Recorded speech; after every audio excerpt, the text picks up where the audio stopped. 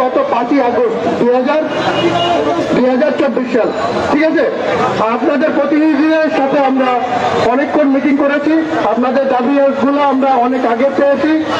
আমরা সকল আপনাদের যে সমস্ত 6 দফা দাবি ছিল, 6 দফা দাবি সহ আমরা আরো অতিরিক্ত বেশ কিছু কাজ করেছি। আমি মন্ত্রণালয়ের পক্ষ থেকে এসে আপনাদের কাছে এই কথা জানানোর জন্যই আমি এসেছি যে আপনাদের যে 6 দফা দাবি সেটা সহ আরো অতিরিক্ত আমরা আপনাদের জন্য বেশ কিছু জিনিস আমরা অলরেডি আমরা গ্রহণ করেছি এবং কাজ শুরু করেছি। আপনাদের 6 দফার এক একজন করে বল, আপনাদের কি 6 দফা আছে কাছে আছে আপনাদের কাছে? আপনাদের প্রথম দফাতে সকল প্রতিষ্ঠান জাতীয়করণের যে দাবি ছিল, আমরা সকলের সাথে আপনাদের সাথে আপনারা যে বৈষম্যের কথা তুলে ধরেছেন, আমরা সকলে ঐক্যমত এবং ঐক্যমত পোষণ করে আমরা নীতিগতভাবে একমত যে আসলে বাংলাদেশের সকল স্বতন্ত্র ইত্তেদায়ী মাদ্রাসা পর্যায়ক্রমে জাতীয়করণ করা হবে।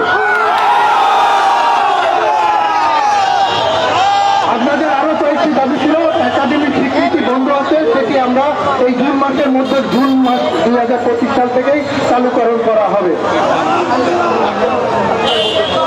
আপনাদের দাবির বাইরে আমরা যেটা ছিল না 6 দফাতে, আমরা নতুন সিদ্ধান্ত নিয়েছি যে আমরা আপনাদের সকল স্বতন্ত্র ইত্তেদায়ী মাদ্রাসা যতগুলো আছে তাদেরকে পর্যায়ক্রমে কেন্দ্রীয়ভুক্ত করা 2025 সাল থেকে শুরু করব।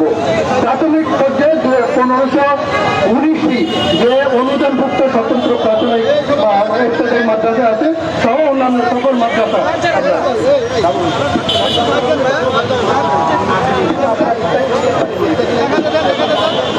আমার নাম এস এম মাসুদুল হক, আমি যুগ্ম সচিব কারিগরি মাদ্রাসা বিভাগ, আমি মাদ্রাসা বিভাগের দায়িত্ব।